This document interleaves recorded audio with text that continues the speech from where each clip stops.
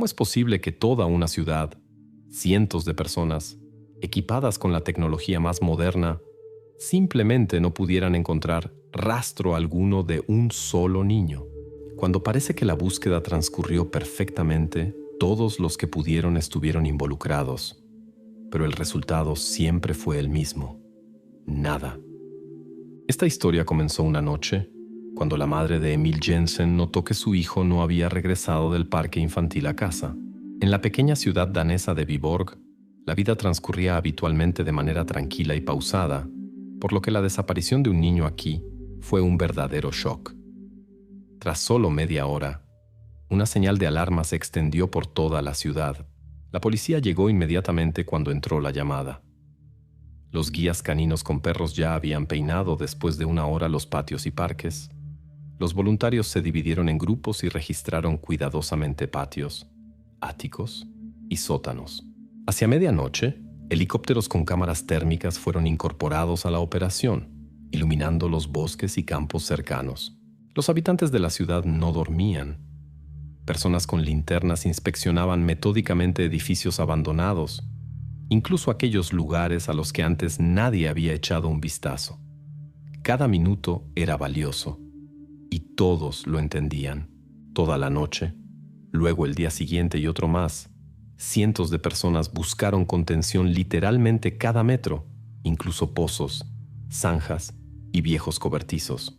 Pero cada vez que parecía que pronto se descubriría algo, sonaba la misma decepción. No, aquí no hay nada. Las calles estaban cubiertas de volantes con la foto de un Emil sonriente.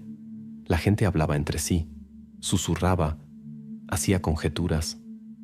Pero en algún lugar profundo en el interior ya maduraba un sentimiento pesado, terrible, que las posibilidades se volvían cada vez menores.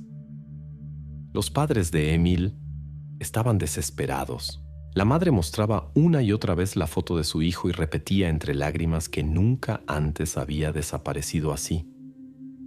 Llegaron periodistas a la ciudad, pero no había teorías, ni de la policía, ni de los vecinos, ni de testigos. Vacío e incertidumbre. Pasaron varios días, luego una semana. Finalmente, la policía publicó un protocolo de búsqueda oficial. Resultado: 0. Faltan rastros. Faltan testigos. Emil parecía haberse evaporado simplemente, como si nunca hubiera estado en ese parque infantil aquella noche fatídica. Y precisamente esta circunstancia se convirtió en el mayor enigma. ¿Cómo puede un ser humano simplemente desaparecer en una ciudad pequeña donde todos conocen a todos? Nadie sabía entonces que precisamente esta ausencia de rastros era solo el comienzo de la historia, y que las respuestas llegarían cuando ya nadie las esperaba. Visto desde afuera, Emil Jensen era el niño más ordinario de una familia ordinaria. Una casa muy simple, una calle tranquila en Viborg, una madre que trabajaba como enfermera en el hospital local. No vivían ricos, pero cómodamente. El padre había dejado la familia hacía mucho tiempo y vivía separado, pero mantenía el contacto con su hijo. Cada domingo venía a buscar a Emil para el fútbol. En el fondo, todo era como en la mayoría de la gente. La vida ordinaria de un niño ordinario, cuyo evento principal del día era ir a la escuela y jugar con amigos en el parque infantil. En la escuela número 3 de Viborg, Emil cursaba segundo grado. Los maestros se expresaban sobre él unánimemente: tranquilo, educado, un poco tímido. No era una estrella de la clase. No era un peleón. Exactamente el niño del que uno no se acuerda inmediatamente, pero cuya sonrisa tampoco se puede olvidar. Normalmente se sentaba en una mesa junto a la ventana y escuchaba atentamente. Rara vez levantaba la mano, pero siempre hacía cuidadosamente sus tareas. En los recreos generalmente estaba callado o conversaba con algunos amigos cercanos. No le gustaban los juegos ruidosos. La maestra contaba que Emil tenía la costumbre, después de las clases, de acomodar las sillas de sus compañeros, para que todo estuviera ordenado y bonito en el aula. Cada día a las 13:30 terminaban las clases para Emil. Se ponía su chaqueta, una azul con rayas blancas, que su madre había comprado en las rebajas de otoño.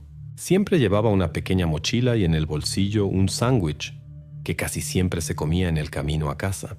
Su ruta era inmutable: salir de la escuela, caminar por una calle estrecha, girar a la izquierda en la panadería y estar en casa en 15 minutos. En casa siempre lo esperaban su gato Félix y un mensaje de su madre en la mesa: el almuerzo está en la nevera. No olvides hacer tus tareas. Beso, mamá. Después del almuerzo y las tareas, Emil casi siempre iba a aquel parque infantil donde se reunían los niños del barrio. Allí pasaba 1 o 2 horas y regresaba puntualmente a cenar, cuando su madre ya estaba en casa, día tras día, semana tras semana. La vida era tan tranquila y predecible que cualquier alteración parecía imposible. Pero el 14 de octubre ocurrió esta alteración. La madre de Emil regresó del trabajo como de costumbre y puso la mesa. Esperaba que la puerta pronto se cerrara y su hijo se precipitara en la casa, se apresurara hacia la mesa y preguntara qué había para cenar hoy. Pero ese día el sonido de la puerta abriéndose no se escuchó en la casa. Los minutos se convirtieron en horas, pero el niño no estaba. La madre aún no entendía que toda esa previsibilidad y rutina de la vida, escuela, casa, parque infantil, ya pertenecían al pasado, porque el mundo en el que se había despertado hoy nunca volvería a ser el mismo. El último día en que Emil Jensen fue visto con vida es conocido por la policía literalmente minuto a minuto. Si se dejan de lado las emociones y se observan los eventos con los ojos de un investigador, surge una imagen aterradoramente seca y clara. 17:25. Emil sale de casa. Hace frío afuera. Lleva una chaqueta azul con rayas blancas, jeans azul claro, botas marrones que su madre le había comprado recientemente y un colgante dorado con las iniciales EJ, un regalo de su abuela. 17:30. El niño aparece en el parque infantil. Algunos niños conocidos que juegan cerca lo notan. Más tarde contarán que Emil estaba sentado en un columpio y se balanceaba suavemente mientras miraba hacia la calle. 18:15. Algunos niños dejan el parque infantil y van a casa. Emil se queda solo allí. Nadie nota nada sospechoso. 18:45. Una mujer que vive cerca ve al pasar fugazmente a un niño en chaqueta azul sentado en un banco junto al parque infantil. No recordará la hora exacta, pero su testimonio será el último en el que alguien vio a Emil con vida. 19:00, la hora a la que Emil siempre regresaba a casa. Pero esa noche la puerta de la casa de la familia Jensen no se abrió. La madre del niño comienza a preocuparse y mira el reloj. 19:05. Marca el número de la policía. La voz de la mujer tiembla, pero trata de hablar calmadamente. Mi hijo no ha regresado a casa. Esto no es típico de él. Por favor, ayúdeme. Al principio, la policía reacciona con calma. La ciudad es pequeña. Los casos de desaparición son raros aquí y casi siempre terminan bien. Pero algo en el tono de la llamante hace que el oficial de servicio registre la información y envíe un coche patrulla al lugar. 10 minutos después, los policías ya están hablando con la madre de Emil en su apartamento. Ella presiona nerviosamente su teléfono en las manos y marca una y otra vez el número de su hijo, pero como respuesta, solo llegan largas señales sordas. Los policías hacen las preguntas habituales. ¿Hubo conflictos? ¿Comportamiento extraño? ¿Extraños cerca de la casa? Ella solo sacude la cabeza y repite: no, nada de eso. Él nunca se habría ido con un extraño. 20:00. Después de una primera verificación del área, los policías registran oficialmente la denuncia. Emil Jensen recibe el estatus de desaparecido. El caso se transfiere a la policía criminal. La vida de la familia Jensen se divide en un antes y un después. Mientras la policía aún cree que el niño pronto será encontrado, en los detectives ya comienzan a surgir los primeros momentos de sospecha. Demasiado limpio, demasiado tranquilo, como si la ciudad misma hubiera decidido callar sobre lo que exactamente había pasado en ese periodo fatídico entre las 18:45 y las 19:00. En las películas siempre se ve diferente. Una persona desaparece y después de unas pocas horas los investigadores ya tienen la primera pista en la mano, una pieza de evidencia, un hilo del cual aferrarse y desenredar el caso. Pero la realidad, como resultó, era completamente diferente. Los policías comenzaron a actuar inmediatamente. Primero hablaron con la madre de Emil. Preguntas estándar, respuestas estándar. Luego fueron de puerta en puerta a los vecinos e interrogaron literalmente a todos. Pero nadie había visto nada. Todos sacudían unánimemente la cabeza y repetían: lo habríamos notado si algo inusual hubiera pasado. Una patrulla por el barrio no trajo nada más que miradas compasivas y conversaciones nerviosas sobre que algo así pasa por primera vez en nuestro Viborg. Al día siguiente se involucró la escuela y los compañeros de clase de Emil. La maestra dijo lo mismo que antes. Un niño tranquilo, no molestó a nadie, y nadie lo molestó. Los niños tampoco dijeron nada útil. El último que vio a Emil en el parque infantil describió exactamente la misma imagen que ya era conocida. Estaba sentado en el columpio y se balanceaba. Cuando nos fuimos, se quedó solo allí. Todo parecía claro, pero la información era igual a cero. La siguiente esperanza eran las cámaras de videovigilancia. Después de todo, hoy en día hay cámaras en casi cada patio, tienda o cruce. Pero precisamente aquí se reveló lo peor. Todo el territorio donde se encontraba aquel parque infantil resultó ser un punto ciego. La cámara más cercana estaba a 2 kilómetros completos, cerca de un supermercado, al que Emil teóricamente no podría haber llegado en tan poco tiempo. Los policías lo verificaron una vez más, 2 veces, esperando haber pasado por alto algo. Pero no, un punto ciego y ninguna oportunidad de ver a dónde había ido el niño después del parque infantil. Un día después de la desaparición, los investigadores regresaron al lugar del crimen. El parque infantil fue examinado extremadamente cuidadosamente, literalmente centímetro por centímetro.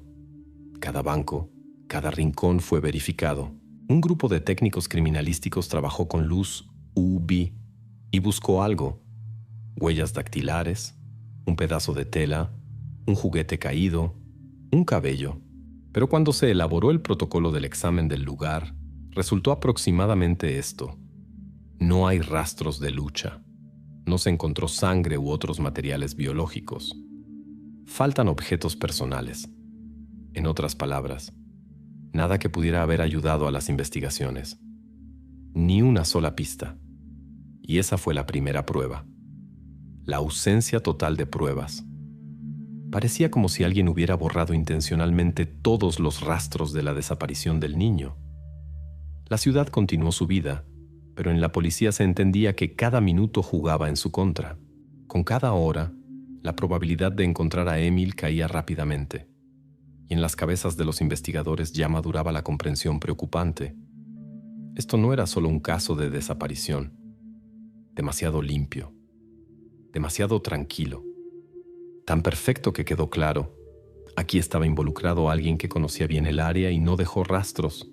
Precisamente esta ausencia de pruebas forzó a la policía a pronunciar por primera vez la palabra que hasta ahora todos habían evitado cuidadosamente: crimen. Pero ¿quién podría haberlo cometido y por qué los rastros de la desaparición se habían disuelto como en el aire? Esa era una nueva enigma que ahora había que resolver. Cuando las investigaciones llegan a un callejón sin salida, los policías siempre actúan según el mismo escenario. Verifican el círculo más cercano. Es más fácil, más lógico, y las estadísticas dicen exactamente eso. La mayoría de las veces los culpables se encuentran entre los más cercanos. El primero en la lista era el padre de Emil, Jacob Jensen. A primera vista, una elección extraña. El hombre no vivía con la familia desde hace unos años. Se reunía con su hijo los fines de semana. Lo llevaba al fútbol. Le daba regalos en cumpleaños y Navidad. Pero la policía tenía sus razones para prestar atención precisamente a Jacob. 3 meses antes había habido un conflicto entre él y la madre de Emil sobre la custodia. La razón era banal, pero dolorosa. El padre quería ver a su hijo más a menudo. y la madre pensaba que ya participaba suficientemente en la vida del niño. Jacob incluso se había dirigido a abogados y había tratado de regular oficialmente la custodia compartida, pero la madre estaba estrictamente en contra. Las disputas se volvieron más fuertes. La tensión entre los antiguos cónyuges creció, y esta situación interesó a los investigadores inmediatamente, por supuesto. Tal vez la discordia en la relación de los padres estaba conectada de alguna manera con la desaparición de Emil. Los policías citaron a Jacob para interrogatorio. Él estaba sorprendido, incluso ofendido por las sospechas, pero vino inmediatamente, ya que entendía que una negativa solo levantaría más preguntas. En la sala de interrogatorio, donde normalmente reinaba una atmósfera tensa, Jacob golpeaba nerviosamente la mesa con los dedos, miraba el reloj y suspiraba pesadamente. ¿Dónde estuvo usted la noche del 14 de octubre aproximadamente de las 17 a las 20 horas? La pregunta planteada directamente sonaba como siempre seca y oficial. Estaba en la ciudad vecina, en Skiv. Allí vive mi nueva novia. Nos encontramos después de su trabajo. Luego fuimos a un café. Estuvimos allí hasta tarde en la noche. El hombre hablaba calmadamente, pero en su voz resonaba enojo. ¿Hay alguien que pueda confirmarlo? Jacob frunció el ceño, pero asintió. Sí, por supuesto. Mi novia Anne y el mesero del café. Pueden verificarlo por la cuenta. Pagué con tarjeta. Los policías solicitaron la geolocalización del teléfono de Jacob y sus transacciones bancarias. Rápidamente confirmaron que efectivamente se había encontrado de las 17:20 a las 19:45 en el café de Skiv. Además, los interrogatorios del mesero y de la propia Anne dieron testimonios coincidentes, absolutamente claros. Jacob no dejó el establecimiento todo el tiempo y parecía completamente normal, sin agitación o nerviosismo. Parecía que aquí todo estaba claro, una coartada de hierro. Pero los investigadores verificaron por precaución una vez más su teléfono y los registros de las cámaras de vigilancia cerca del café. Todo estaba claro y transparente. El padre del niño no podía físicamente haber estado en Viborg esa noche. Cuando le comunicaron que las sospechas eran abandonadas, Jacob solo asintió silenciosamente, sin mostrar ningún alivio, como si hubiera sabido de antemano que sería exactamente así. Dejó la comisaría, subió a su coche y se fue sin decir una palabra. Tal vez simplemente estaba abatido de que lo sospecharan de lo peor en un momento tan crítico. Pero los policías tuvieron que descartar la versión más obvia y conveniente. Después de que el padre fuera excluido del círculo de sospechosos, las investigaciones regresaron a su punto de partida. Ninguna teoría, ningún sospechoso, ningún rastro. Ahora los detectives tuvieron que admitir que el caso se volvía cada vez más complicado y que aquí no había respuestas simples y no las habría. Mientras la policía verificaba lo más obvio, el tiempo pasaba inútilmente y cada minuto perdido acercaba la investigación a ser puesta en la lista de los llamados casos fríos, sin testigos, sin pruebas y sin esperanza. Exactamente entonces apareció por primera vez en las noticias locales la frase que hizo sobresaltar a muchos habitantes de Viborg. Las investigaciones no excluyen la participación de terceros. La ciudad, acostumbrada a vivir pacífica y tranquilamente, de repente se dio cuenta de que el peligro ahora podía venir de literalmente cualquier transeúnte. El Viborg silencioso, donde todos conocían a todos, donde la confianza en los vecinos era la norma, estaba completamente desprevenido para tal escenario. La situación se volvía día a día más tensa. La gente comenzó a mirarse con desconfianza. Los padres prohibieron a sus hijos jugar afuera después del atardecer, y en las puertas y ventanas de las casas aparecieron cerraduras adicionales. La policía entendía que urgentemente necesitaba encontrar un nuevo hilo, un nuevo enfoque. De lo contrario, el caso de la desaparición de Emil Jensen corría el riesgo de quedar para siempre sin respuesta. Pero el próximo sospechoso, así como una nueva prueba, simplemente no estaba a la vista por el momento. Habían pasado 9 meses. 9 meses completos, y el caso Emil Jensen permanecía sin resolver. Un número terrible para cualquier investigación. Exactamente tanto tiempo necesita normalmente la policía para admitir su impotencia total, poner los expedientes a un lado y transferir oficialmente el caso a la categoría caso frío. El tiempo es en general una cosa cruel. Primero parece que pronto se encontrará algo, se aferrarán a algo. Luego de una semana se convierte en un mes. De un mes se convierten en 2. Luego 3. Los habitantes de la ciudad, que habían ayudado activamente a la policía al principio, también estaban cansados. Los voluntarios gradualmente se dispersaron a casa, y los volantes con la foto del Emil sonriente lentamente se descoloraron y fueron lavados por la lluvia y la nieve. La policía, por supuesto, no se rindió inmediatamente. Los investigadores crearon una lista completa de todos los habitantes del barrio, desde los vecinos mayores verificados hasta las familias recién llegadas. Verificaron a todos los que, aunque sea una vez, habían caído en el punto de mira de la policía. Se puso atención especial en aquellos que alguna vez habían tenido problemas con la ley, especialmente en relación con crímenes contra menores.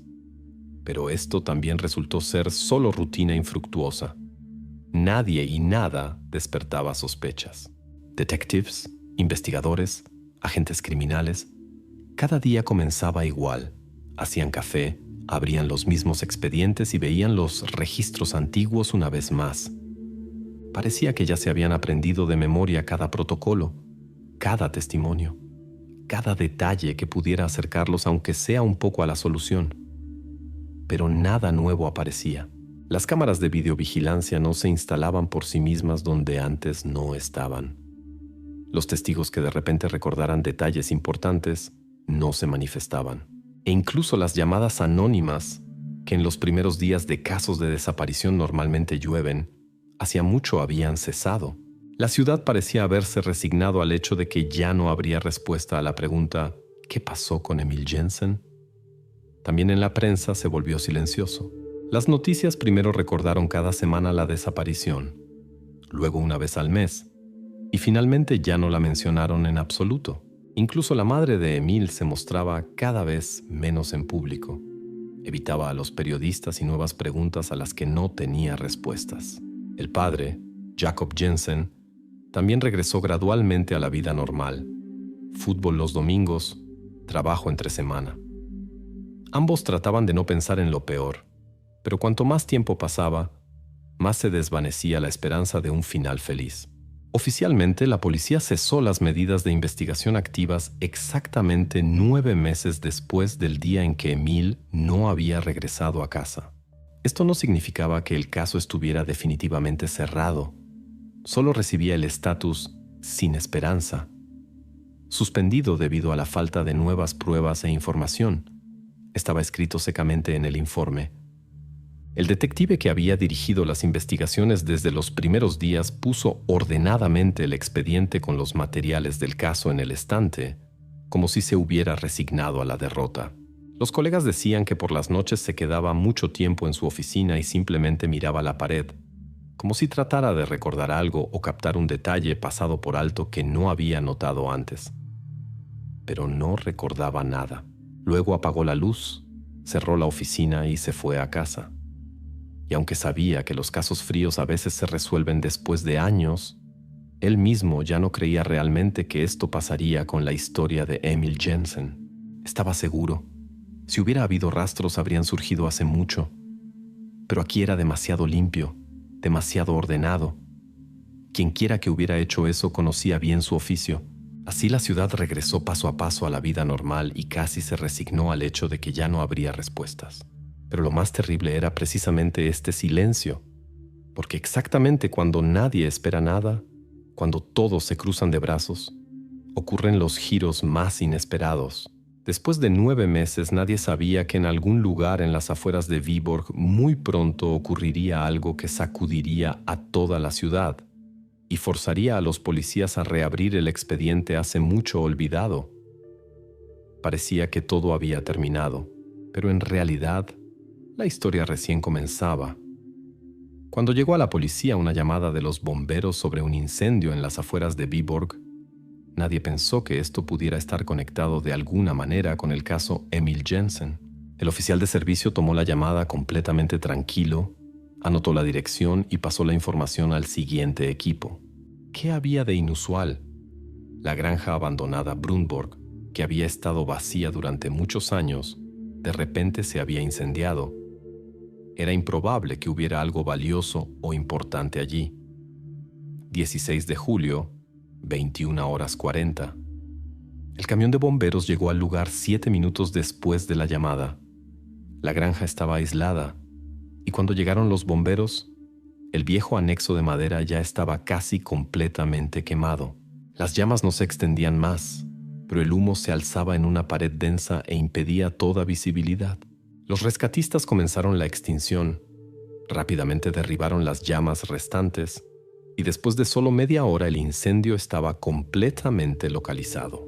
Los empleados de los bomberos comenzaron la inspección estándar del terreno y buscaron posibles focos para un nuevo brote. La causa no pudo establecerse inmediatamente. Nadie estaba cerca. Tampoco había rastros de incendio intencional. Tal vez adolescentes se habían divertido, o tal vez era solo un cortocircuito en el cableado viejo. Nadie podía adivinar que exactamente aquí, en este lugar abandonado, la ciudad encontraría respuestas a las preguntas que la habían atormentado durante 9 largos meses. Los bomberos peinaron cuidadosamente el terreno alrededor del anexo quemado. Verificaron cada metro cuadrado para asegurarse de que el fuego no pudiera estallar en ningún otro lugar. Uno de los empleados, el bombero Martin Hansen, fue hacia la parte trasera de la granja, allí donde estaba un pozo viejo. A primera vista, nada especial. Una construcción ordinaria, hace mucho abandonada, cubierta con tablas podridas y llena de algunos desechos. Pero algo forzó a Martin a acercarse más. Más tarde diría que no sabía por qué se sintió atraído exactamente allí. Simplemente quería echar un vistazo. Se acercó al pozo y de repente notó algo. Entre un montón de tablas viejas y suciedad se podía ver un objeto pequeño. Martin se agachó, apartó los desechos y vio en la luz débil de su linterna una pequeña bota de niño marrón, fuertemente sucia.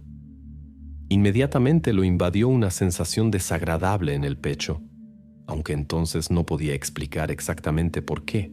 Tal vez recordó inconscientemente aquellos volantes con el niño sonriente que habían colgado en cada esquina de la ciudad hacía 9 meses. Martin no tocó la bota. Solo llamó a un colega para que también echara un vistazo y confirmara el hallazgo. Pronto llegaron policías. Rápidamente acordonaron el área y comenzaron a examinar metódicamente cada centímetro alrededor del pozo. Ellos también entendían. Una bota ya no era solo una casualidad.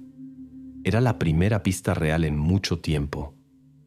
La pieza faltante del rompecabezas. El bombero Martin Hansen se quedó al lado y observó el trabajo de los policías. No dijo una palabra, solo observó lo que pasaba, como si sintiera todo el peso del momento. Cuando le preguntaron qué pensaba en ese momento, solo respondió brevemente: «Pensé que ahora probablemente todo se volvería claro. Todo lo que estaba oculto tarde o temprano sale a la luz». Los policías, después de examinar cuidadosamente la bota, confirmaron la terrible suposición. Era exactamente el calzado en el que Emil Jensen había desaparecido hacía 9 meses, el mismo par que su madre había comprado solo unas pocas semanas antes de la desaparición. Ahora nadie hablaba más de casualidades. Lo que parecía un evento completamente sin sentido, un incendio en una granja vieja, de repente se transformó en el primer hilo real en largos meses, al cual la policía ahora quería aferrarse firme y decididamente. Cuando los vehículos de la policía técnica y los detectives llegaron a la granja, todos ya entendían que dentro del pozo viejo y abandonado muy probablemente se encontraban las respuestas a las preguntas que no dejaban dormir tranquila a toda una ciudad. Nadie quería pronunciar en voz alta las terribles suposiciones, pero incluso sin palabras estaba claro que las investigaciones ahora entraban en una fase completamente nueva. Los policías sabían. Ahora estaban en el umbral de un descubrimiento terrible, y este descubrimiento cambiaría para siempre la vida del Viborg tranquilo y pacífico. Una bota de niño ordinaria, muy pequeña, gastada y cubierta de suciedad. ¿Qué podía cambiar un hallazgo tan insignificante? pero exactamente ella puso patas arriba todo el caso de la desaparición de Emil Jensen. La policía llegó rápidamente. Todo era muy serio. Cintas de acordonamiento, vehículos de la policía técnica, detectives de civil. Los vecinos al principio pensaron que era la continuación de la historia del incendio, que se buscaba a los incendiarios. Nadie podía imaginar cuánto más profundo y terrible era todo en realidad. La bota fue enviada al laboratorio y unas horas después fue mostrada a la madre de Emil, Ingrid. Es difícil describir lo que pasaba en ese momento en su alma, pero su rostro lo decía todo sin palabras. Reconoció inmediatamente el zapato de su hijo, y esa mirada, una mezcla de horror, dolor y al mismo tiempo una especie de alivio doloroso de que la incertidumbre hubiera terminado, era peor que todas las palabras. Viborg estaba de nuevo en el centro de atención de toda Dinamarca. Parecía que la gente se despertaba de un largo sueño en el que la ciudad había estado sumida durante 9 meses. La policía comenzó a actuar rápidamente. Ahora todo el enfoque estaba en aquel pozo donde se había encontrado la bota. Hasta ese momento el pozo había parecido inofensivo.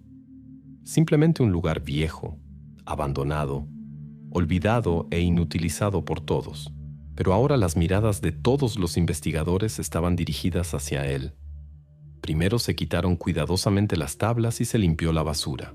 Bajo los rayos de reflectores potentes, los técnicos criminalísticos comenzaron lenta y cuidadosamente a examinar el pozo.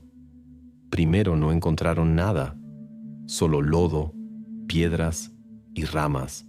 Pero a unos 2 metros de profundidad, uno de los empleados gritó: «Aquí hay algo». Todos inmediatamente se congelaron. En el fondo del pozo, entre lodo y hojas podridas, yacía lo que nadie quería encontrar: pequeños restos humanos, cubiertos con pedazos de ladrillos y basura. Primero los investigadores incluso guardaron silencio, porque una cosa es buscar a un desaparecido y otra completamente diferente es encontrar eso. Inmediatamente quedó claro que lo que pasaba aquí ya no era una búsqueda. Esto era una escena del crimen. Los restos fueron cuidadosamente recuperados y los técnicos criminalísticos inmediatamente comenzaron con la identificación, pero nadie dudaba más. Era Emil quien había sido encontrado. El colgante con las iniciales EJ, que siempre llevaba alrededor del cuello, no fue encontrado, lo cual era extraño, pero en ese momento eso parecía un detalle. Al día siguiente, la policía anunció oficialmente que el caso de desaparición se transformaba en una investigación de asesinato, y eso cambió inmediatamente todo el curso de los eventos. La pregunta, ¿dónde está Emil?, fue reemplazada por ¿quién hizo eso? Y a eso no había respuesta por el momento. La noticia se extendió rápidamente por la ciudad. La gente sintió miedo otra vez, pero esta vez aún más agudo. Una cosa es una desaparición, que podría ser un accidente, y otra completamente diferente es darse cuenta de que en algún lugar cerca vive una persona capaz de eso. Ahora las sospechas caían sobre todos sin excepción, y la policía trabajaba las 24 horas. En la escuela de Emil se declaró un día de luto. Estudiantes y maestros trajeron flores y velas a la casa de su madre y expresaron su tristeza y apoyo. Por la noche casi toda la calle se reunió frente a la casa y la gente permaneció mucho tiempo en silencio mirando las fotos del niño sonriente. Ingrid se mantenía con las últimas fuerzas, pero en sus ojos se podía ver que exactamente ahora había comprendido la verdad más terrible. Su hijo ya no estaba. Al mismo tiempo, la policía comenzó la fase más difícil de las investigaciones. Si antes habían buscado a Emil, ahora cazaban a un asesino. Los detectives repasaron todo el caso desde el principio otra vez y trataron de entender cómo había podido pasar que antes no habían notado nada. ¿Por qué el pozo en la granja no había sido verificado antes? ¿Quién podía conocer su existencia? Y sobre todo, ¿quién exactamente podía haberse encontrado en el lugar donde Emil desapareció? Entonces nació la primera teoría seria. El autor era de la zona. Alguien que conocía bien la ciudad, que se orientaba perfectamente en la granja abandonada. que podía borrar las huellas tan cuidadosamente que la policía no había descubierto nada durante 9 meses. Todo apuntaba a un pensamiento. No era un autor casual. Era alguien a quien se conocía y en quien se confiaba. Este pensamiento sacudió la ciudad. La gente comenzó a mirarse cuidadosamente unos a otros y a hacerse cada día la pregunta: ¿podría ser él? Ahora todos estaban bajo sospecha. Vecinos, amigos, conocidos. Parecía que el mundo se había derrumbado y la confianza que siempre había sido la norma en la pequeña ciudad tranquila de Viborg ahora había desaparecido completamente. Pero mientras la policía buscaba la respuesta a la pregunta ¿quién?, Zrenia, un pequeño detalle pasaba desapercibido. Aquel colgante que había desaparecido del cuello del niño debía aparecer un poco más tarde y convertirse exactamente en el hilo que llevaría a los detectives directamente al autor. Pero hasta ese momento faltaban aún algunos pasos, difíciles y dolorosos, pero ya inevitables. Cuando la policía recibió el dictamen de los expertos, parecía que la imagen finalmente se aclararía. Había la esperanza de que al menos algo se volviera comprensible, que el rompecabezas fuera finalmente armado. Pero en lugar de una respuesta recibieron dos, una clara y nítida, la otra, tan turbia e indeterminada como toda la investigación anterior. La primera pregunta se aclaró rápidamente. Los expertos confirmaron la identidad de los restos encontrados. La ficha dental coincidía completamente con la de Emil Jensen. Era el mismo niño que había sido buscado tanto tiempo. Y aunque el corazón de todos se encogía de tristeza, también había certeza. El niño desaparecido fue encontrado. Eso era ahora un hecho indiscutible. La causa de muerte fue nombrada inmediatamente y sin ninguna duda. Un trauma craneal contundente en la región temporal. Un solo golpe fuerte que fue mortal. Los médicos forenses estaban seguros de que exactamente esa era la causa de muerte de Emil. Aparentemente el golpe fue dado con un objeto de peso medio, posiblemente una piedra u otro objeto contundente. La muerte ocurrió instantáneamente. La fecha de muerte también fue establecida inequívocamente. Aquella noche del 14 de octubre, cuando Emil no regresó del parque infantil a casa. Parecía que todo estaba claro. Ahora solo quedaba descubrir quién había dado ese golpe mortal. Para eso la policía ponía grandes esperanzas en un análisis de ADN. Todos pensaban que exactamente ese sería decisivo y que el autor exactamente en esta etapa había cometido un error y había dejado rastros que se podrían encontrar. Los expertos verificaron cuidadosamente todo lo que pudieron: la ropa del niño, la bota, la tierra alrededor del pozo, cada centímetro de los restos. Cientos de muestras fueron enviadas al laboratorio y todos esperaron el resultado. Pero cuando el informe finalmente llegó a las manos de los detectives, nadie podía creer sus ojos. En el papel estaba escrito, seca y brevemente: material genético extraño no detectado. Los policías leían esta línea una y otra vez, como si esperaran que hubiera una incomprensión, un error, una falla del sistema. Pero no había error. Los expertos lo habían verificado 2 veces, 3 veces. Todo estaba correcto. Ninguna huella dactilar extraña, ningún cabello o partícula de piel, nada que pudiera haber indicado al autor. Y aquí volvió esa incertidumbre opresiva con la que los investigadores ya habían sido confrontados varias veces. Miraban una prueba que debería haber dado respuestas, pero que en su lugar solo complicaba más la tarea.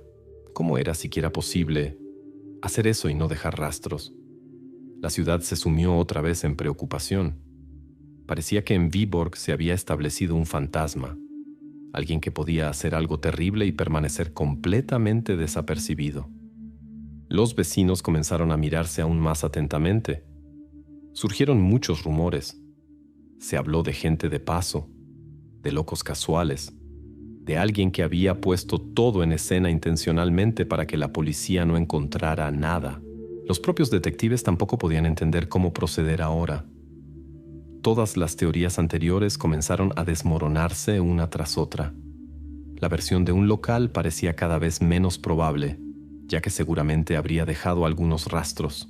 La versión de un crimen casual también se veía débil, ya que un autor casual no habría podido ocultar tan cuidadosamente los rastros.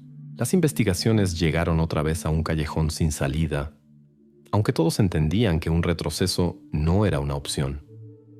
Ahora el caso no era solo el sufrimiento personal de la familia Jensen, sino también una gran prueba para toda la ciudad. Los habitantes exigían una respuesta, y la policía no podía darla.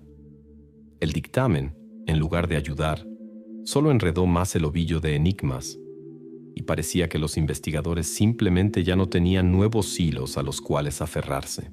Viborg comenzó otra vez a vivir en tensión y esperaba el próximo giro. La gente comenzó a decir que ahora solo la casualidad podría aclarar este crimen, porque la policía ya había intentado todo y todos los esfuerzos eran inútiles. En los cafés, tiendas y en las calles las conversaciones giraban alrededor de una cosa. Todos discutían sobre el misterioso autor que nadie lograba atrapar. El tiempo pasaba, pero el miedo no desaparecía. Y entonces, cuando ya parecía que no habría más respuestas, que este laberinto había llevado definitivamente las investigaciones a un callejón sin salida, apareció un nuevo detalle, pequeño, apenas perceptible, que al principio parecía completamente sin importancia. Aquel pequeño detalle que todos habían olvidado, el colgante con las iniciales EJ, que había desaparecido del cuello del niño, de repente reapareció en un lugar completamente inesperado. Exactamente él, el pequeño colgante dorado, pronto cambiaría todo lo que ya parecía inconmovible. Pero mientras la policía aún no sabía nada de la existencia de esta nueva pieza de evidencia, continuaba errando por el laberinto sin ver una salida. El dictamen no había dado lo que tanto se esperaba, el nombre o la cara del autor. Solo había añadido un enigma más al caso ya confuso, y ahora nadie sabía a dónde llevaría la próxima pista y cuánto tiempo más habría que esperar la verdad. Después de la pericia, la policía regresó al punto de partida. Ninguna pista clara, ningún sospechoso único. Y entonces la atención de los investigadores se dirigió a aquel lugar que se había convertido en el punto clave, la granja Brunborg. Parecía que ya que allí se habían encontrado los restos, alguien debía conocer exactamente ese lugar. Y la policía comenzó a cavar exactamente en esa dirección. Lo primero que hicieron los detectives fue hablar con los residentes de la zona. El lugar resultó ser sorprendentemente conocido, aunque había estado abandonado durante mucho tiempo. Brunborg, nadie ha ido allí desde hace 10 años ya. Todo está cubierto de maleza, deteriorado, es peligroso allí ahora. Pero a veces adolescentes andan por allí. Esa desolación parece gustarles, dijo una de las habitantes de una calle vecina. Y eso inmediatamente hizo sospechar a los investigadores. Adolescentes que gustan de lugares abandonados. Eso era un giro completamente nuevo. Los detectives comenzaron a interrogar sistemáticamente a todos los que vivían cerca y gradualmente fueron estrechando el círculo. Primero hablaron con personas mayores, luego con padres de escolares y finalmente llegaron a los propios adolescentes. Y la imagen comenzó a aclararse. Resultó que los estudiantes de secundaria de la escuela local usaban regularmente la granja para encuentros nocturnos. Allí simplemente hablaban, a veces fumaban, a veces bebían alcohol. Nada serio, parecía. Pero ahora este lugar ya no era percibido solo como travesuras juveniles. Los investigadores fueron otra vez a la escuela, la misma escuela donde Emil había estudiado. Pero esta vez no hablaron con los maestros de segundo grado, sino con los pedagogos de secundaria. Al principio todo era normal. Niños normales, a veces ruidosos, a veces se pelean. Pero no hemos notado nada serio. Hasta que uno de los maestros añadió pensativamente: aunque había un grupo de chicos, así ya sabes, siempre entre ellos, reciben a menudo reprimendas, hay conflictos. A veces faltaban a clases, andaban en algún lugar en las afueras de la ciudad, pero decir exactamente dónde es difícil. Eso interesó a los investigadores y pidieron los nombres. El maestro dio a regañadientes algunos nombres: Anders Sørensen, Christopher Nielsen, Thomas Hansen, Marcus Olsen, todos aproximadamente de la misma edad, 15 a 16 años. No estudiaban muy bien, a menudo causaban problemas a los maestros, pero no había conflictos serios con la ley. Simplemente adolescentes difíciles, como los hay en cada ciudad. Los policías decidieron hablar personalmente con ellos. En el primer interrogatorio, los chicos se comportaron provocativamente tranquilos. Respondieron breve y a regañadientes y negaron haber estado en la granja Brunborg. Pero en sus ojos se podía leer claramente que no decían toda la verdad. Particularmente notable era Anders Sørensen. El chico estaba visiblemente más nervioso que los otros. Evitaba el contacto visual, a veces se enredaba en contradicciones. Pero eso podía significar cualquier cosa: miedo a la policía, inseguridad juvenil normal o algo mucho más serio. Cuando los policías preguntaron si conocían a Emil Jensen, todos los chicos respondieron a coro que no. Dijeron que solo lo habían visto en los carteles que colgaban en la ciudad. Pero también aquí algo no encajaba. Los investigadores lo sentían a un nivel intuitivo, aunque por el momento no había pruebas directas. Ninguno de los adolescentes tenía conflictos oficiales con estudiantes más jóvenes. Simplemente chicos que a veces organizaban fiestas ruidosas donde no había ojos de adultos. Sin embargo, la investigación decidió no perder de vista a este grupo por el momento. Los chicos no se convirtieron oficialmente en sospechosos, pero sus nombres fueron anotados por primera vez en el caso de Emil como personas de interés operativo. El círculo de búsqueda se había estrechado otra vez, pero ahora estaba claro que había que buscar entre los propios, entre estudiantes normales, tal vez incluso niños del vecindario. Cuando los habitantes de Viborg se enteraron de esto, se sintieron aún peor. Solo el pensamiento de que el autor pudiera ser uno de los adolescentes que viven al lado, que van a la escuela con sus propios hijos, parecía insoportable. La gente comenzó a susurrar. Los padres llamaban nerviosamente a la escuela y se informaban sobre quién era amigo de estos chicos. En la ciudad reinaba otra vez una atmósfera de miedo y desconfianza, y parecía que eso nunca terminaría. La policía entendía ahora. No bastaba con simplemente interrogar a estos chicos. Había que encontrar algo concreto, alguna prueba o testimonio para avanzar. Los detectives decidieron interesarse más profundamente en las personalidades de los adolescentes, verificar sus teléfonos y redes sociales, hablar con amigos y padres, pero para eso se necesitaba tiempo, y la ciudad esperaba respuestas inmediatamente. Entonces, nadie sabía aún que exactamente estos 4 chicos pronto se convertirían en los personajes principales de toda la historia. Por el momento eran solo nombres en una lista que habían despertado el interés de los investigadores. Pero exactamente ese interés pronto cambiaría absolutamente todo lo que la gente sabía sobre la desaparición y muerte de Emil Jensen.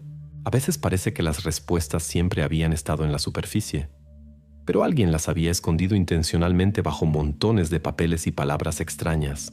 Los investigadores decidieron regresar a los orígenes, allí donde nadie había buscado antes, a los archivos escolares. Y resultó que exactamente allí estaba el hilo que conectaba a Emil con el grupo de adolescentes que había aparecido recientemente en el caso. Entre los numerosos documentos que antes nadie había revisado realmente, los investigadores encontraron varias quejas que la madre de Emil había presentado medio año antes de su desaparición. En estas quejas hablaba abiertamente sobre que su hijo era sistemáticamente acosado por estudiantes mayores. Al principio nadie le había dado gran importancia. Parecían conflictos infantiles ordinarios, pero ahora, después de todo lo que había pasado, estos papeles se veían completamente diferentes. Entonces los investigadores fueron otra vez a la escuela. Y esta vez no solo hablaron con los maestros, sino también con los estudiantes de los grados inferiores. Primero los niños se callaban, intimidados por el simple hecho de hablar con la policía, pero gradualmente comenzaron a contar. Y entonces salió a la luz lo que los adultos antes no habían notado o no habían querido notar. Sí, a menudo le quitaban la pelota a Emil en los recreos, contó uno de los estudiantes, algo avergonzado y con la mirada baja. Otro chico añadió, se burlaban constantemente de él, especialmente Anders. Siempre decía algo sobre Emil y todos se reían. Nadie podía responderle, porque él era mucho mayor y más fuerte. Y había muchas historias así. Emil había callado mucho tiempo y había tratado de no mostrar a su madre lo difícil que era para él, pero un día no aguantó más. Lo contó en casa, de donde surgieron aquellas quejas. La administración escolar entonces tuvo una conversación con los adolescentes, pero todo se limitó a simples promesas de no repetirlo. Nadie cavó más profundo. Nadie verificó cómo estaba Emil 1 o 2 meses después. Y eso fue un error. Ahora que estos testimonios estaban en la mesa de los investigadores, todo se juntó en una imagen grande y preocupante. Resultó que el grupo de adolescentes, Anders Sørensen, Christopher Nielsen, Thomas Hansen y Marcus Olsen, conocían a Emil desde hacía mucho tiempo, y este conocimiento era todo menos agradable. La policía cavó más profundo y descubrió que Anders Sørensen ya tenía una historia de conflictos con otros estudiantes. En su expediente personal había entradas sobre peleas, descortesía hacia maestros, pequeños robos. Los padres de Anders fueron llamados a la escuela repetidamente, pero la situación no cambió. Al contrario, solo empeoró. A los ojos de los maestros parecía agresivo, incontrolable, y parecía no temer ninguna consecuencia. En los otros 3 chicos las historias eran algo más suaves, pero tampoco sin problemas. Christopher y Thomas a menudo estaban involucrados en conflictos menores. Marcus era más bien un participante silencioso que siempre se mantenía cerca de amigos más fuertes. Este grupo había levantado preguntas desde hacía mucho tiempo, pero nadie pensaba que sus acciones podrían llevar a consecuencias tan terribles. Los investigadores entendían. Ahora tenían un primer motivo serio. No era casualidad, no era accidente. Era la continuación de aquella historia que había comenzado mucho antes, una historia en la que los fuertes habían decidido jugar con los débiles. Pero un motivo aún no es una prueba. Mientras la policía no tuviera pruebas directas para acusar oficialmente a los adolescentes, no les quedaba otra cosa. Ninguno de ellos confesaba ni siquiera aproximadamente algo que se pareciera a un crimen. Los 4 negaban obstinadamente haber tenido alguna relación con la desaparición de Emil. Afirmaban nunca haber hablado con él, excepto unas pocas frases casuales en el pasillo de la escuela. Pero los investigadores ahora estaban seguros. Detrás de esta pared de silencio y negación se escondía algo. La ciudad también sentía esta certeza. La gente comenzó otra vez a hablar de Anders y sus amigos y discutieron no solo su comportamiento, sino también cómo podrían estar conectados con Emil. Los padres se preocuparon más y se preguntaron, si estos adolescentes pueden hacer eso a un niño, ¿qué harán a otros? La atmósfera urbana se volvió otra vez tensa y pesada. La gente entendía. Las investigaciones habían alcanzado un nivel completamente nuevo. Si antes se sospechaba de extraños, gente de paso, adultos, ahora las sospechas caían sobre los propios, sobre adolescentes que todos conocían de vista. Viborg se sumió en una espera dolorosa del próximo paso de la policía. Al mismo tiempo, los detectives comenzaron a recoger material adicional sobre cada uno de los chicos. Entendían que una historia sobre acoso no bastaba. Había que encontrar algo concreto, sólido, irrefutable. Pero mientras no hubiera tal prueba, los adolescentes permanecían solo como sospechosos sin acusación directa. Mientras la policía estudiaba el pasado oscuro de Anders y su pandilla, nadie sabía que pronto aparecería exactamente de su círculo una nueva prueba, tan inesperada y fuerte que el caso del asesinato de Emil Jensen se acercaría definitivamente a su final. Pero hasta ese momento faltaban aún algunos días tensos y largas noches de espera. La policía estaba absolutamente segura de haber encontrado finalmente la pista correcta. Tenían todo. Un motivo, comportamiento sospechoso, testimonios sobre el acoso de Emil. Los nombres de Anders Sørensen, Christopher Nielsen, Thomas Hansen y Marcus Olsen ya habían caído a menudo en las reuniones matutinas de los detectives que discutían el caso Jensen. Pero cuando los investigadores citaron a los adolescentes para una conversación seria, todo salió completamente diferente de lo esperado. El problema era que los 4 chicos, a pesar de su reputación, parecían perfectamente preparados. No estaban nerviosos, no se enredaban en contradicciones, no se contradecían mutuamente. A primera vista era una historia absolutamente clara, cuidadosamente pensada. Y eso sorprendió a los investigadores. El interrogatorio comenzó con Anders Sørensen, el mismo chico que todos consideraban como el líder informal del grupo y instigador de todos los conflictos. El investigador hacía las preguntas directamente, duramente, sin formalidades innecesarias. Anders, ¿dónde estuviste la noche del 14 de octubre? Concretamente de las 17 a las 20 horas. Anders miraba directamente adelante, sin apartar la mirada, como si quisiera demostrar intencionalmente confianza en sí mismo. Estábamos juntos con los chicos en el lago Halsö, sentados en la fogata, simplemente hablando, nada especial. ¿Quién exactamente estaba contigo? Thomas, Christopher y Marcus, nosotros 4. Pueden preguntarle a cualquiera de ellos. ¿Y cuánto tiempo estuvieron allí? Seguramente 3 horas. Llegamos hacia las 5 y nos fuimos cuando ya estaba oscuro, hacia las 8. ¿Y nadie se fue? ¿Nadie dejó el grupo ni siquiera por unos minutos? Anders sonrió ligeramente, como si hubiera sentido la trampa. No, estábamos constantemente juntos. Además, también había otra gente allí. Pueden verificarlo con ellos. El investigador decidió hacer presión. ¿Y qué hay de la granja Brunborg? ¿Ustedes estaban a menudo allí? Anders ni siquiera parpadeó. Bueno, a veces estábamos allí, pero no esa noche, y no habíamos estado allí desde hacía mucho tiempo. Los interrogatorios de los otros chicos eran como una copia. Thomas, Christopher y Marcus repetían casi palabra por palabra la versión de Anders. Ninguno de ellos daba ni el menor motivo de dudas. Sí, en el lago Halsö. Estábamos sentados en la fogata, conversando, nada más, respondía Christopher mirando al detective directamente a los ojos. Nadie se fue. No nos separamos, aseguró Thomas. Marcus era el más tranquilo de los 4, pero también confirmó tranquilamente las palabras de sus amigos. Sí, fue exactamente así. Solo descansamos. No pasó nada. Los investigadores estaban perplejos. Los testimonios de los adolescentes coincidían tan perfectamente que parecía que los habían aprendido de memoria previamente.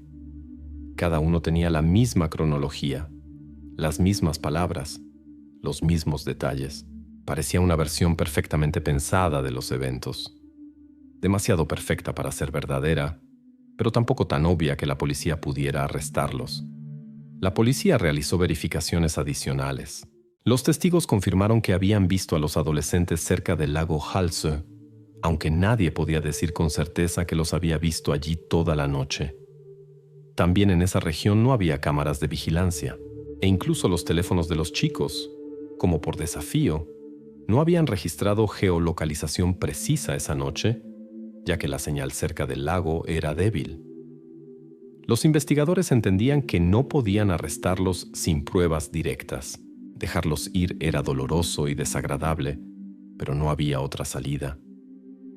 Después de un día de interrogatorios duros, los adolescentes fueron puestos en libertad otra vez. La policía se quedó con las manos vacías. Cuando los habitantes de Viborg se enteraron, una ola de indignación y decepción atravesó la ciudad. La gente estaba segura de que exactamente ese cuarteto estaba involucrado en lo que había pasado, pero formalmente la policía no tenía nada para probarlo. Otra vez se instaló una incertidumbre torturante. Los investigadores estaban en un callejón sin salida. Verificaron cada detalle una vez más, pero no había nuevas pruebas. Los adolescentes regresaron a una vida normal, Aunque ahora eran vistos diferentemente en la ciudad, la gente trataba de evitarlos. Los padres prohibían a sus hijos comunicarse con ellos. Los propios chicos se comportaban provocativamente tranquilos, como si desafiaran a toda la ciudad. Pasaron otros 9 largos meses. En total ya habían pasado 1 año y medio desde la desaparición de Emil Jensen. Para los investigadores eso era una catástrofe. Tanto tiempo había pasado y aún no habían logrado descubrir la verdad. Cada día el caso se volvía más desesperado. La madre de Emil salía de casa cada vez menos. El padre también trataba de evitar conversaciones extrañas. La ciudad comenzó a olvidar gradualmente este caso, aunque en muchos quedó una espina en el alma, el dolor de que la verdad nunca fue encontrada. Parecía que el caso Emil Jensen quedaría para siempre sin resolver. En la policía ya se comenzó a hablar de este caso en tiempo pasado, como de un fracaso con el que había que resignarse. Pero los detectives aún no sabían que pronto ocurriría un evento que reviviría las investigaciones y destruiría definitivamente la coartada de hierro de los adolescentes. Aquella prueba que pronto saldría a la superficie sería tan inesperada y convincente que toda su seguridad y coherencia se derrumbaría instantáneamente. Pero hasta ese momento faltaban aún largas semanas de espera, en las que el caso parecía absolutamente desesperado y los culpables para siempre impunes. Cuando ya nadie creía que el caso Emil Jensen alguna vez sería resuelto, el destino intervino de la manera más inesperada otra vez en las investigaciones. Una llamada aparentemente rutinaria llegó a la policía desde la ciudad vecina de Skiv. El propietario de una pequeña casa de empeños reportó un hallazgo extraño que puso completamente patas arriba todo lo que hasta entonces parecía obvio. Tenemos aquí un colgante dorado con las iniciales EJ, dijo tranquilamente el propietario de la casa de empeños. Quiero decir, vi algo similar en una alerta de búsqueda hace 1 año y medio. ¿Aún lo necesitan? Los investigadores inmediatamente prestaron atención. Exactamente ese colgante con las iniciales EJ había desaparecido del cuello de Emil Jensen el día de su desaparición y no había sido encontrado hasta hoy. Todos habían olvidado desde hacía mucho este detalle y pensaban que el autor había desechado el colgante o lo había escondido de tal manera que nunca sería encontrado. Pero ahí estaba, en el mostrador de la casa de empeños, como una burla hacia los criminales que pensaban que se habían salido con la suya. Los detectives inmediatamente fueron a Skiv. El colgante fue inmediatamente confiscado, verificado y confirmada su autenticidad. Exactamente el mismo colgante que la abuela había regalado a Emil y que se había convertido en el símbolo de toda la tragedia. Pero eso era solo la mitad del trabajo. Ahora había que descubrir quién lo había traído a la casa de empeños. Afortunadamente, el propietario de la tienda era un hombre puntual. Sin preguntas, proporcionó a la policía las grabaciones de las cámaras de vigilancia y una copia de los documentos que habían sido presentados al entregar la joya. En la grabación se veía claramente a un joven de unos 16 años que pasaba el colgante con confianza y tranquilidad por encima del mostrador. Los detectives rápidamente verificaron la identidad según los documentos. Era Casper Larsen, un estudiante de secundaria de la misma escuela de Viborg. El nombre al principio no les decía nada a los detectives. Parecía ser otro adolescente, tal vez una persona casual que podría haber encontrado el colgante en algún lugar de la calle. Pero cuando los investigadores fueron a la escuela y hablaron con el director, el rompecabezas comenzó a juntarse con claridad aterradora. Sí, Casper Larsen es nuestro estudiante, confirmó el director. Un chico bastante agradable, sin problemas particulares. Pero, ya saben, se relaciona bastante estrechamente con Anders Sørensen y su pandilla. Diría que es su compañero, aunque no pertenece a su círculo más cercano. Los investigadores se miraron. El nombre Anders Sørensen sonó como un trueno. Todo lo que la policía había buscado tanto tiempo ahora estaba en sus manos. Una conexión irrefutable entre el objeto robado de Emil y el círculo de adolescentes sospechosos. Casper fue inmediatamente llamado a la comisaría. El chico estaba visiblemente nervioso, pero no negó lo obvio. Le contó a la policía que Anders le había dado el colgante y le había pedido venderlo en la ciudad vecina por una parte de las ganancias. Casper aseguró que no tenía idea de quién era la joya y ni siquiera había sospechado que pudiera estar conectada con la desaparición de Emil Jensen. Realmente no lo sabía, repetía una y otra vez, casi en lágrimas. Anders dijo que era solo una vieja herencia familiar que tenía que ser vendida lejos de Viborg. Casper cooperó completa y sinceramente, y la policía ahora finalmente tenía lo que se puede llamar una prueba sólida, la prueba de que Anders estaba conectado con la desaparición del colgante que pertenecía al niño muerto. El caso se volvió activo otra vez, y los investigadores sintieron un nuevo impulso de confianza. Pronto la noticia del hallazgo del colgante se extendió por la ciudad, y los habitantes de Viborg contuvieron la respiración esperando el próximo paso de la policía. Anders Sørensen y sus amigos, que hasta ese día parecían intocables, estaban otra vez en el centro de atención. Esta vez no se saldrían simplemente. No se las arreglarían con una coartada inquebrantable y un tono tranquilo. La ciudad sabía que la policía ahora iría hasta el final. Esta prueba no era solo una casualidad. Era un punto de inflexión que sacaba el caso del callejón sin salida.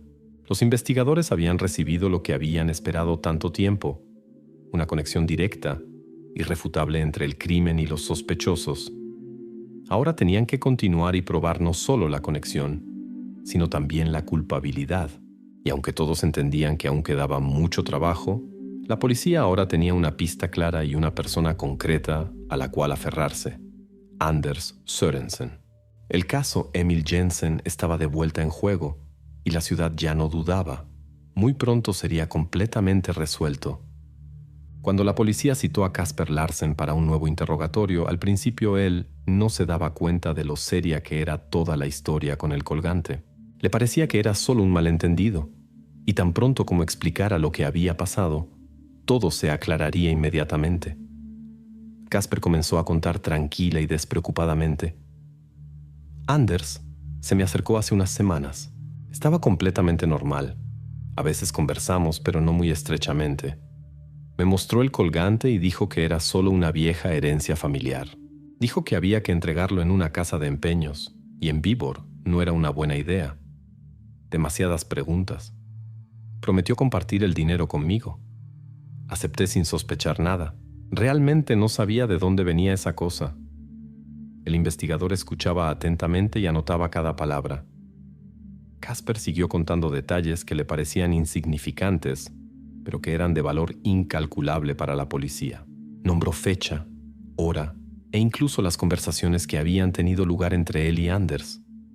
Casper estaba visiblemente nervioso, pero no por culpabilidad, sino porque había caído en tal historia.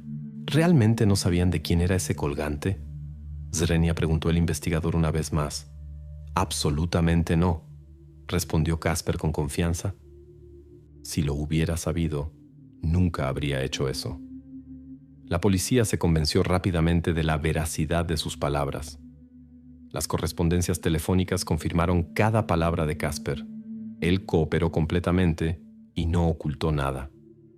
Y aunque no era sospechoso, se convirtió para la investigación exactamente en ese eslabón débil que ayudó a llegar al verdadero autor.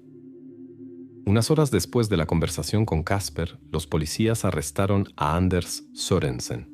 Anders al principio mantuvo una tranquilidad fría y repetía con confianza que no sabía nada. Pero cuando le dijeron que Casper ya había testificado y confirmado quién le había entregado el colgante, Anders se calló. El careo fue el momento decisivo. Cuando Anders vio a Casper, su confianza comenzó a desvanecerse ante sus ojos. Casper repitió sus palabras y miró a Anders directamente a los ojos, quien se puso visiblemente nervioso, apartó la mirada y perdió la compostura. La policía puso el colgante delante. El pequeño colgante dorado con las iniciales EJ que parecía hablar por sí mismo. Anders no resistió. Se volteó y bajó la cabeza como si comprendiera que ahora todo había terminado. Era solo una piedra. Solo la lancé por diversión. No quería. Component Placement comenzó a tartamudear sin mirar a nadie. Fue un accidente. Solo lancé una piedra y él se cayó. Y entonces todos nos asustamos. Los policías escucharon atentamente. Cada palabra fue registrada en el acta. Por primera vez Anders decía la verdad, aunque fuera terrible, aunque ya no se pudiera cambiar nada. ¿Quién estaba contigo?, Zrenia preguntó severamente el investigador. Anders levantó la cabeza y después de una breve pausa comenzó a enumerar los nombres de sus amigos. Christopher Nielsen, Thomas Hansen y Marcus Olsen. Estábamos juntos allí. Vieron todo. Ayudaron a esconder el cuerpo. Las últimas palabras las pronunció apenas audiblemente, como si solo ahora comprendiera todo el horror de lo que había pasado.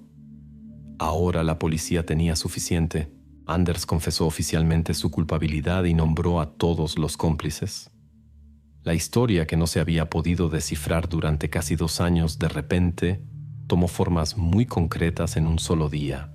La ciudad tembló otra vez con la noticia, pero esta vez no era el miedo a lo desconocido, sino un alivio amargo de que la verdad finalmente hubiera salido a la luz. Los habitantes de Viborg ahora sabían exactamente quién y cómo había cometido este crimen terrible. Solo quedaba confirmar definitivamente la confesión de Anders y arrestar a todos los demás. La investigación entró en su última fase y había muchos detalles aún por aclarar. Pero ahora nadie dudaba más de que pronto habría claridad completa. Solo quería asustarlo, honestamente. Era una broma estúpida. Ni siquiera apunté realmente, solo lancé una piedra en su dirección. Exactamente con estas palabras comenzó la confesión de Anders Sørensen, que cambió completamente la comprensión de lo que había pasado la noche del 14 de octubre. La policía ya no se preguntaba ¿quién?, se preguntaba ¿cómo?